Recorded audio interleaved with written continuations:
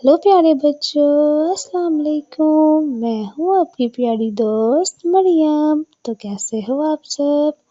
तो आज हम क्या पढ़ेंगे? आज हम पढ़ेंगे उर्दू नज़्म मछली जल की रानी है। तो फिर स्टार्ट करते हैं। मछली जल की रानी है, जीवन उसका पानी है।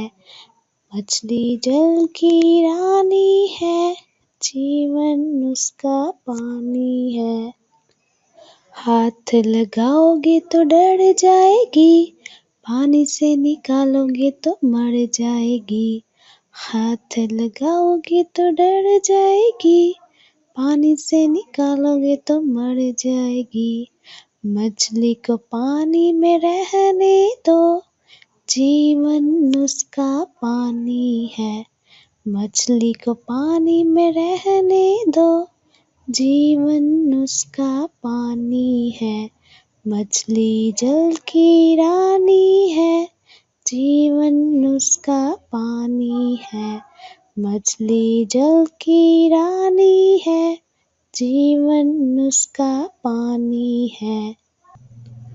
ओके बच्चों, तो कैसी लगी आपको आज की नज़्म?